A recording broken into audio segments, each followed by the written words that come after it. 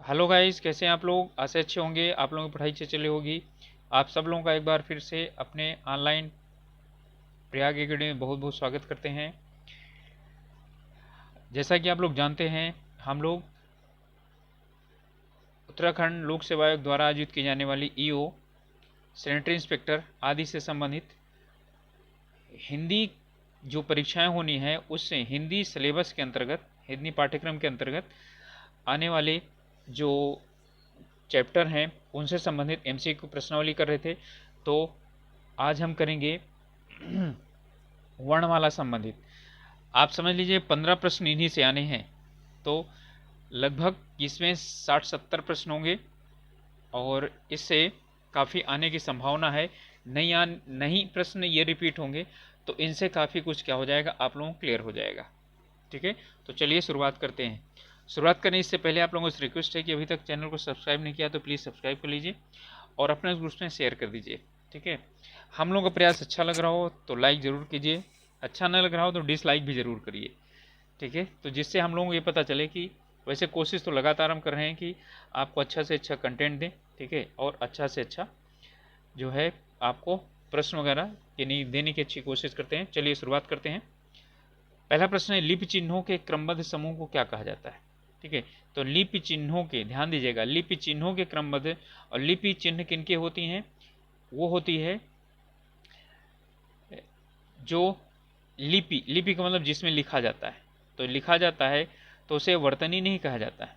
ठीक है, उसे जो लिपि है, ठीक है, उसे कहा जाता है। जैसे कि आप की जो हिंदी की लिपि है, ठीक है, ये देवनागरी लिपि है, तो देवनागरी लिपि जैसे जिसमें लिखी जाती है।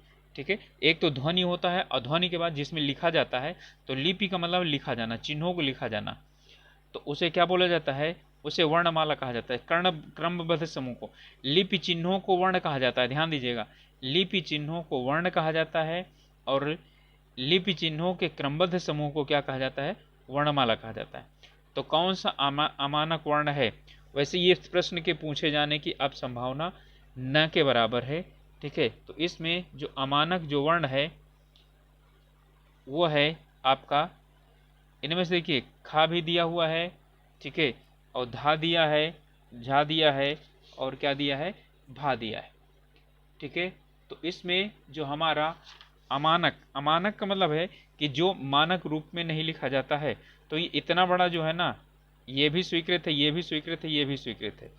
ठीक है, तो इसमें ये स्वीकृत कर लिया गया, ये भी स्वीकृत कर लिया गया, ठीक है, और ये भी स्वीकृत कर लिया गया। ठीक है, तो अमानत में क्या चीज़ आता है, यही आता है। ठीक है, हालांकि ये जो है ना, ये इस तरह से नहीं लिखा जाना चाहिए था। ठीक है, ये ऐसे लिखा जाता। ठीक है, क्यों, अब ये इस प्रकार का प्रश्न नहीं आएगा क्योंकि वो टाइप हो ही नहीं सकता है, इसलिए ये नहीं, आप इस प्रश्न को पूछे जाने की संभावना नहीं है। वर्ण किसे कहते हैं, ठीक है, तो वर्ण किसे कहते हैं कि भाषा की वो सबसे छोटी इकाई जो क्या हो, यानी कि जिसे खंड ना हो सके, उसे क्या कहा जाता है, वर्ण कहा जाता है। तो सबसे छोटी इकाई होती है। इसके बाद लेखन के आधार पर वर्णों की संख्या कितनी होती, लेखन यानी लिखते हैं जैसे, तो लेखन के आधार पर जो वर्णों की संख्या वो कितनी है, हिंदी में 52 है। हिंदी में मूलतः कितने वर्ण हैं, ठीक है, मूलतः वर्ण की बात कर रहा है, तो हिंदी में जो मूलतः वर्ण है कितने हैं, वो 52 है, जो वर्णमाला में लिखे जाते हैं वो। इसके बाद यहाँ 48 तो है नहीं, 48 होता तो 48 में लगा सकते थे, यही वाला। जैसे संयुक्त को छोड़कर हिंदी में मूल वर्णों की संख्या कुल कितनी है, तो कितनी है, 48 है। क्योंकि संयुक्त जो है ना मूल के अंतर्गत नहीं आते ना, इसलिए मैंने ऊपर वाले में बताया। हिंदी में व्यंजन वर्णों की संख्या कितनी है, तो हिंदी में व्यंजन वर्ण कितने हैं, तो कितने हैं, 35। व्यंजन वर्ण की बात कर रहा है, संयुक्त व्यंजन की बात नहीं कर रहा है। हिंदी में ध्वनियाँ कितनी है, यानी कि 33 तो वो हैं और 2 डा और ढा। ठीक है, ये कुल मिलाकर 35 होते हैं। हिंदी में ध्वनियाँ कितने प्रकार की होती हैं, तो हिंदी में ध्वनियाँ 2 प्रकार की होती है, स्वर और व्यंजन। स्वर कहते हैं, ठीक है, जिनका उच्चारण ड और गुरु से होता है, जिनका उच्चारण बिना अवरोध और विघ्न के होता है, यही होगा हमारा उत्तर। उच्चारण स्वरों की सहायता से होता है उसे व्यंजन कहते हैं, जिनका उच्चारण नाक से होता है उन्हें अनुनासिक कहते हैं, नाक और मुख से होता है। हिंदी भाषा में वे कौन सी ध्वनियां हैं जो स्वतंत्र रूप से बोली या लिखी जाती हैं, तो उन्हें क्या कहा जाता है, स्वतंत्र कहा जाता है, सॉरी स्वर कहा जाता है। भाषा विज्ञान की दृष्टि से ऊ किस प्रकार का स्वर है, ठीक है, तो ये अग्र समृद्ध स्वर है, अग्र विवृत स्वर है, पश्च समृद्ध स्वर है या पश्च विवृत स्वर है। देखिए पहली बात है कि ऊ अग्र स्वर है या पश्च स्वर है, इन दोनों में आपको निर्धारित करना है, ठीक है। अब फिर उसके बाद तब निर्धारित करना है कि समृद्ध है या विवृत है ऊ। तो अब जो है यानी ऊ बोलते हैं तो जो निकलता है वो किस तरह प्रकार से मिलता है, ठीक है, क्या यानी गोला बनता है या होंठ दुगोला नहीं बनता, तो क्या बनता है, बिल्कुल बनता है। तो कैसे बनता है, समृद्ध है, ठीक है, तो ऊ समृद्ध है, तो आपका समृद्ध यहाँ पर क्या है, दो जगह आया, ठीक। तो विवृत नहीं है, विवृत ए आए ये सब है, ठीक है। तो अब इसके बाद इसमें ये अग्र स्वर है या पश्च स्वर है, इस चीज का निर्धारण करना है आपको, ठीक है। तो अग्र स्वर कौन सा होता है और पश्च स्वर कौन सा होता है, ठीक है। तो अग्र स्वर जिह्वा में जो यानी कि जिह्वा के अगले भाग से बोला जाने वाला अग्र स्वर कहलाता है, बीच से बोलने वाला मध्य स्वर कहलाता है, ठीक है, और पीछे से बोलने वाले को क्या बोलते हैं, हम बोलते हैं, ठीक है, पश्च स्वर, ठीक है। तो इसमें जो ऊ है, ठीक है, वो क्या है, पश्च स्वर है, ऊ जो है वो पश्च स्वर है, तो हमारा उत्तर हो जाएगा पश्च और समृद्ध हो जाएगा, ठीक है। समृद्ध और जो है ना पश्च स्वर है तो क्या हो जाएगा, पश्च समृद्ध स्वर हो जाएगा। और आप लोग जानते हैं कि अग्र में क्या आता है, ई आता है, ई आता है, ए आता है और आई आता है।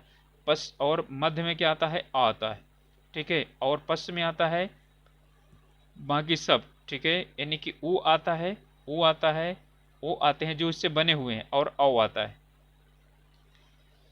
ए स्वर का प्रकार है, ए ह्रस्व है, दीर्घ है, मूल स्वर है, संयुक्त स्वर है। तो आप अच्छी तरह से जानते हैं कि ए किस प्रकार का स्वर है,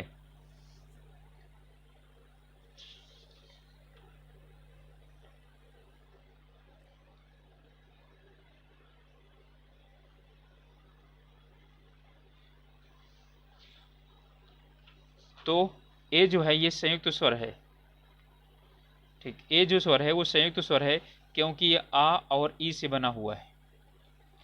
इस बात हिंदी भाषा में ह्रस्व स्वरों की संख्या कितनी है, तो ह्रस्व स्वरों की संख्या कितनी है, ठीक है, तो हम क्या करते हैं, इनकी संख्या 4 मानते हैं, ठीक है, आ है, ई है और ऊ है और री है, ठीक है, तो ये 4 हैं।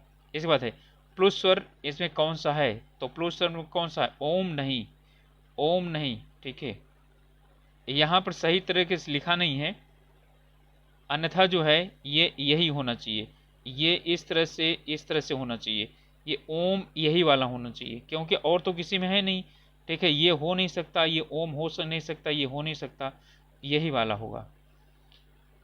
मात्रा के आधार पर स्वर कितने प्रकार के होते हैं, प्लुस स्वर वो होता है जो क्या होता है, जैसे बोलने में 3 गुना समय लगता है, तो मात्रा के आधार पर स्वर कितने प्रकार के होते हैं, तो मात्रा के आधार पर कितने होते हैं, एक या दो, ह्रस्व या दीर्घ, ठीक है, या और भी यानी कितने प्रकार के होते हैं, तो यहां पर जो दिया गया है 2, 3, 4 और 5, ठीक है, तो मात्रा के आधार पर एक होता है ह्रस्व और दूसरा होता है दीर्घ, ठीक है, और तीसरा होता है प्लुस स्वर होता है, लेकिन प्लुस स्वर हिंदी में लिया नहीं जाता, इसलिए यहाँ पर मात्रा के आधार पर स्वर कितने प्रकार के होते हैं, 2 प्रकार के होते हैं, ठीक है। जिह्वा के आधार पर स्वर कितने प्रकार के होते हैं, तो जिह्वा के आधार पर स्वर 3 प्रकार के होते हैं, ठीक है, अग्र मध्य पश्च। निम्नलिखित में से कौन सा अग्र स्वर नहीं है, इसमें से अग्र स्वर कौन सा नहीं है, ये है और ये है, अग्र स्वर आ नहीं है, ये कौन सा है, मध्य स्वर है, ठीक है, आ जो है वो मध्य स्वर है। अभी ऊपर मैंने बताया आप लोगों को कि यानी कि कौन अग्र में आते हैं, कौन मध्य में आते हैं, कौन हिंदी में स्वरों के कितने प्रकार होते हैं। अब इसमें हिंदी के स्वर जो है ना कितने प्रकार के होते हैं, तो किस आधार पर है ये पूछा है। तो हिंदी में जो स्वर होते हैं वो कितने प्रकार के होते हैं। एक तो ह्रस्व हो गया और एक हो गया दीर्घ। ठीक है, तो कितने प्रकार के होते हैं, 2 प्रकार के होते हैं। हिंदी माला में अन और आह क्या है, तो आप लोग जानते हैं क्या चीज़ है, ये अयोगवाह है। जिनके उच्चारण में दीर्घ स्वर से भी अधिक समय लगता है वे क्या कहलाते हैं, प्लुत स्वर कहलाते हैं। ध्यान रखिएगा, हिंदी में प्लुत स्वर की कॉन्सेप्ट नहीं है, इसलिए प्लुत स्वर 3 स्वर नहीं कहेंगे कहीं पर भी।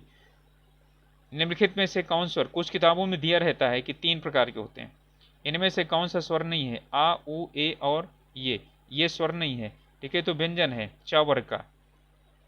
उच्चारण के समय जीभ की स्थिति के अनुसार स्वरों के कितने भेद होते हैं, तो उच्चारण के समय जीवा की स्थिति के अनुसार कितने प्रकार के होते हैं, 3। भिन्न भिन्न स्वरों के मेल से जो स्वर उत्पन्न होता है उसे क्या कहते हैं, संयुक्त स्वर, दीर्घ स्वर, संधि स्वर या मूल स्वर।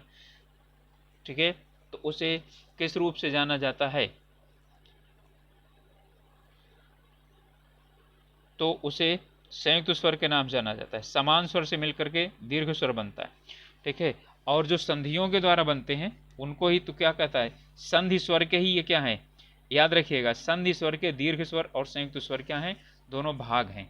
ठीक है, स्वर किसका भेद है, ठीक है, सॉरी, स्वर किसका भेद है, संधि का, समास का, वर्ण का, लिंग का, तो किसका भेद है, वर्ण का।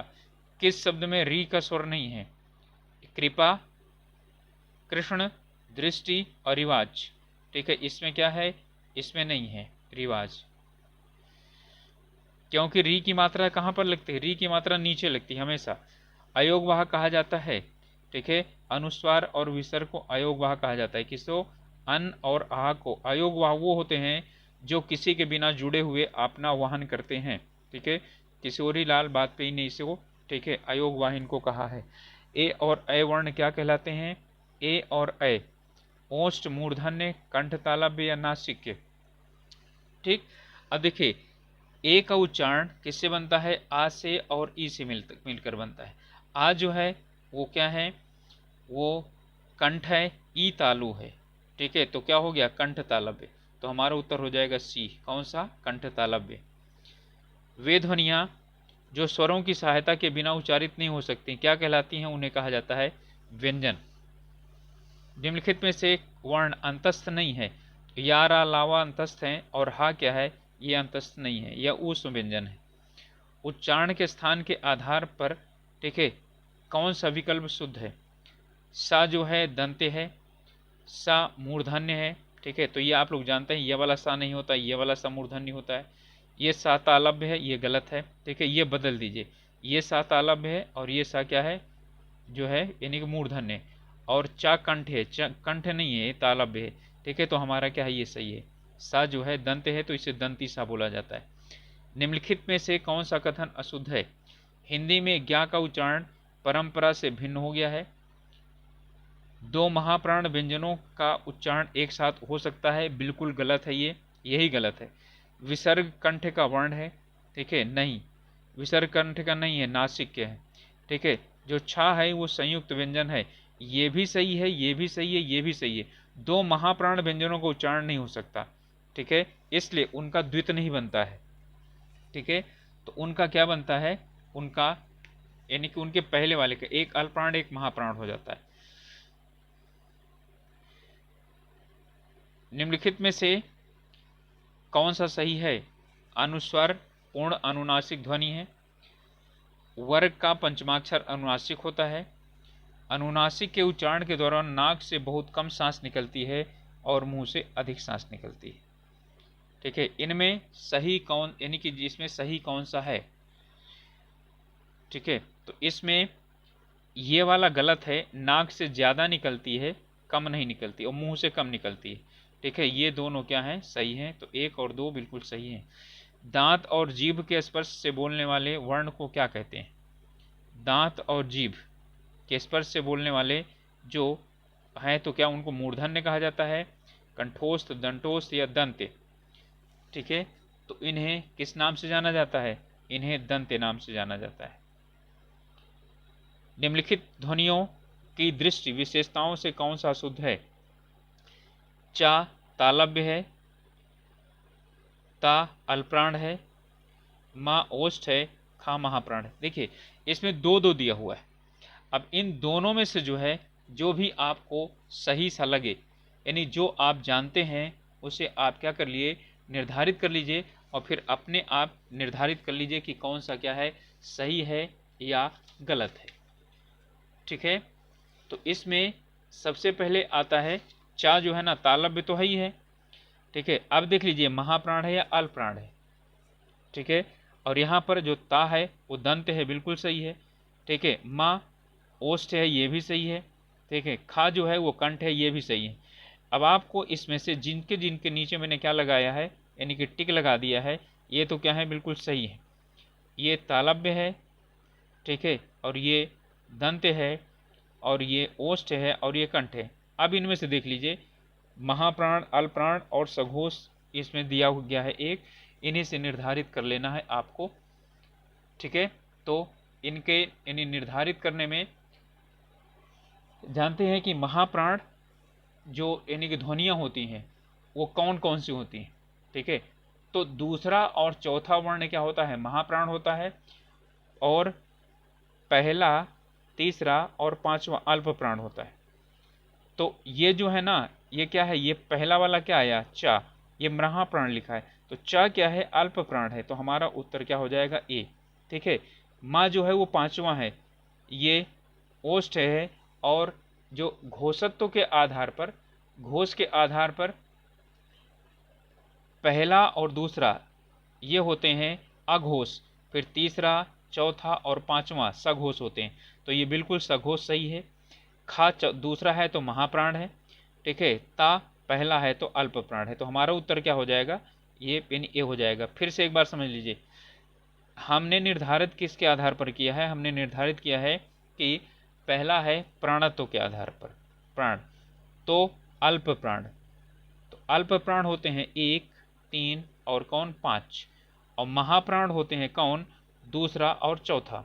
ठीक है, और फिर इसके बाद घोषत्व के आधार पर, ठीक है, अघोष। ठीक है, अघोष जो होते हैं वो पहला और दूसरा होता है, सघोष तीसरा, चौथा और पांचवा होता है। ठीक है, तो इनके आधार पर इसका निर्धारण किया गया। उच्चारण की दृष्टि से संबल ध्वनि कौन सा वर्गीकरण है, बहुत प्रश्न पूछा गया ये। ठीक है, ये संपृक्त ध्वनि है। ठीक है, देखिए द्वित्व ध्वनि वो होती है जहां पर क्या होता है, जैसे का और का, जैसे दिल्ली है, बिल्ली है। ठीक है, संयुक्त ध्वनि जब इकट्ठा एक बन जाता है वर्ण। युग्मक ध्वनि का मतलब ही क्या होता है, ठीक है, द्वित्व ध्वनि। युग्मक का मतलब ही होता है द्वित्व। अब ये संपृक्त है, संपृक्त का मतलब है कि ये दोनों क्या हैं, अलग अलग ध्वनियां हैं और एक साथ ये बोली जा रही हैं, तो संपृक्त ध्वनियां हैं। सावर्ण हिंदी शब्दों में आता है, संकर शब्दों में आता है, अवधी शब्दों में आता है, संस्कृत शब्दों में आता है।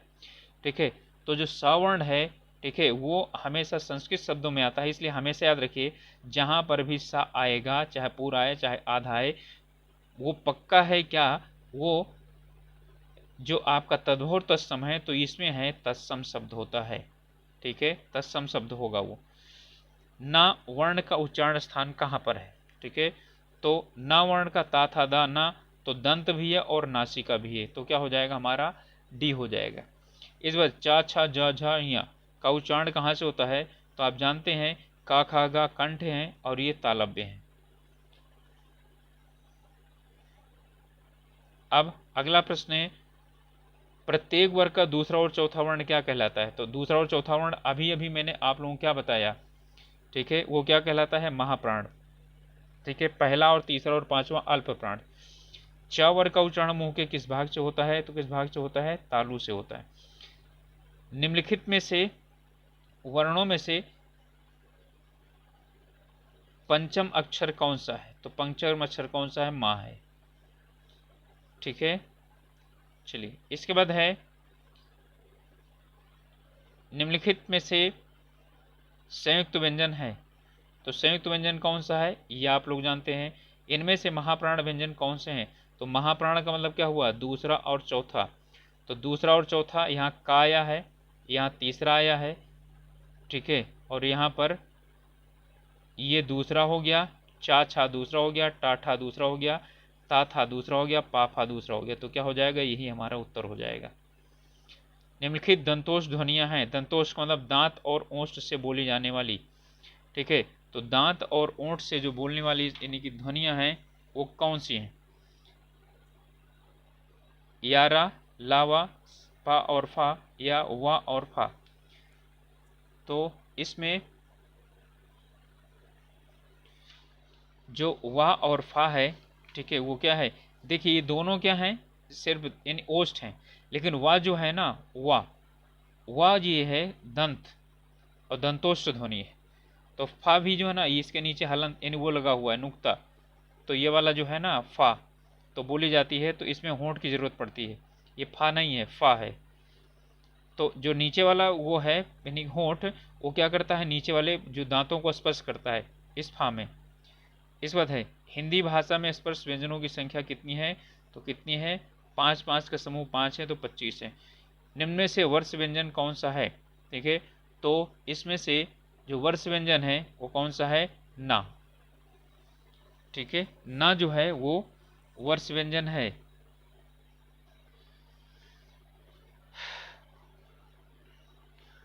स्वर रहित रा का प्रयोग इसमें हुआ है। तो स्वर रहित रा का प्रयोग किसमें है? स्वर रहित रा। ये ट्रक लिखा हुआ है, देखिए, जब नीचे लिखा हो, ठीक है, और यहाँ पर लिखा हो, वहाँ पर जहाँ पर भी क्या हो, ऊपर लिखा हो, वो स्वर रहित रा होता है, याद रखिएगा, ठीक है। तो यहाँ ट्रक है, ये ट्रा ट्रा और रा है, टा और रा, ट्रक। पुनर्निर्माण, ठीक है, तो निर्माण, यहाँ पर जो रा है वो ये है, तो हमारा उत्तर तो क्या हो जाएगा? ये हो जाएगा त्राटक, ठीक है, ता और रा, त्राटक। और यहाँ शत्रु, तो सा और ता और क्या है? रा और में ऊ की मात्रा, शत्रु, ठीक है। याद रखिएगा, ये बहुत अच्छी ट्रिक है। यानी ऊपर लगा हो तो क्या है? बिना स्वर के है, और भी कहीं लगा हो नीचे, वो स्वर के साथ होता है। इनमें से अल्प प्राण वर्ग कौन सा है? तो अल्प प्राण कौन है? पहला और तीसरा। तो पहला और तीसरा यहां पर लिखा हुआ है। निम्नलिखित में से कौन सी बात गलत है? धा सघोष महाप्राण दंत्य है। तो अब देखिए, ता, था, दा, धा, तो ये क्या है? महाप्राण है, बिल्कुल। सघोष भी है, और दंत है क्या? नहीं है। दंत जो है ता था दा धा ना, ठीक है। तो इसमें से कौन सा गलत है? अच्छा, ओके, तो यहाँ क्या है? ये ता था दा धा ना दंत है, ये बिल्कुल सही हो गया। बा सघोष ओष्ठ और महाप्राण है, ठीक है। पा, फा और बा तीसरा है ना, ठीक है। तो तीसरा वर्ण क्या महाप्राण होता है क्या? तो तीसरा वर्ण क्या होता है? अल्प प्राण होता है। तो यहाँ पर क्या हो गया? ये हमारा महाप्राण दिया है, ओष्ठ तो है, ठीक है, तीसरा है तो सघोष भी है, लेकिन ये महाप्राण नहीं है, ये क्या है? अल्प प्राण है।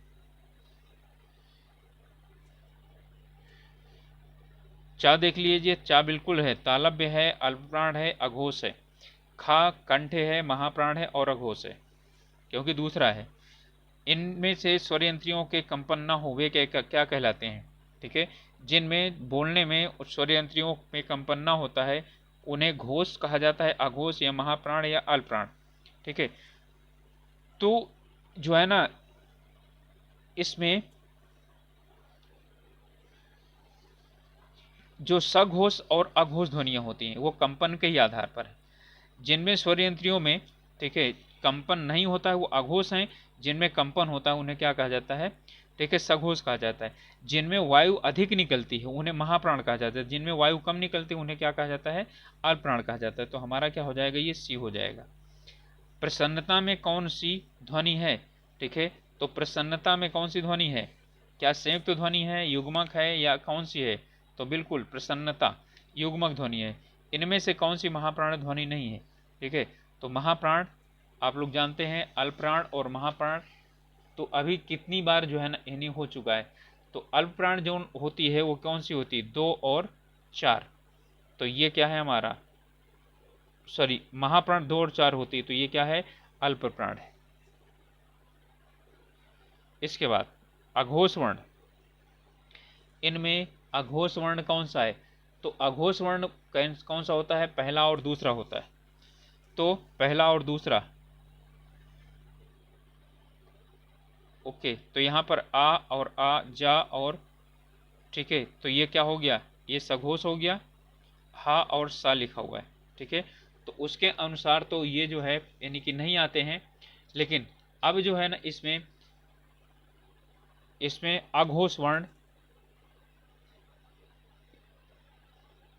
जितने हमारे क्या होते हैं, सा होते हैं, वो क्या होते हैं? सब अघोष होते हैं, ठीक है। ये सघोष होता है और ये चा छा जाए तीसरा है, तो ये क्या हो जाएगा? ये हमारा ये पेनी की सघोष हो जाएगा। और जितने भी स्वर हैं, ठीक है, स्वर जो होते हैं वो सघोष होते हैं।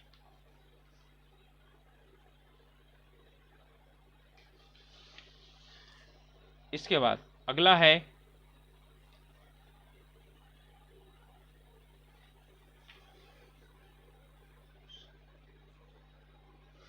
अच्छा एक सेकेंड, सघोष पूछ रहा है, ये थोड़ा सा कुछ गड़बड़ हो रहा है। इसमें अघोष पूछ रहा है, तो अघोष तो हमारा क्या चीज है? सा तो अघोष है, ये तो निश्चित है।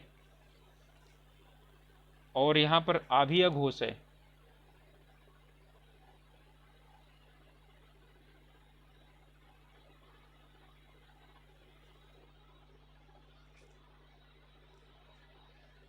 ठीक है। तो हमारा क्या हो जाएगा? हम यही लेंगे, सा जो है वो अघोष व्यंजन है।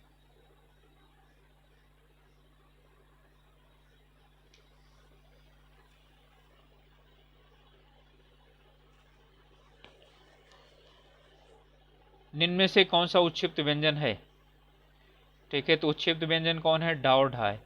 उच्छिप्त ध्वनि का प्रयोग हुआ है आरजू में नहीं, खसरा में नहीं, पढ़ाई में, यहां पर हुआ है। ज्ञा वर्ण किन वर्णों के योग से बना हुआ है? ठीक है, तो किससे बना हुआ है? जा और या से बना हुआ है। ध्यान रखिएगा, जा आधा है या पूरा है। जी हाँ। छात्र ज्ञा की गणना स्वतंत्र वर्णों में नहीं होती, क्योंकि ये क्या है? संयुक्त व्यंजन है, ठीक है, यानी कि ये पूर्णतः स्वतंत्र व्यंजन नहीं है, तो ये कौन से है? संयुक्त व्यंजन है, ठीक है। ये है गा गा जा फा, ध्वनियाँ किसकी हैं? संस्कृत की, अरबी फारसी की हैं। फा व्यंजन है, ठीक है, तो फा जो व्यंजन है वो कौन सा है? अभी बात आई थी, तो कौन सा है? दंतोष्ठ है, ठीक है। फा जो व्यंजन है वो दंतोष्ठ व्यंजन है। इसके बाद अगला प्रश्न हमारा,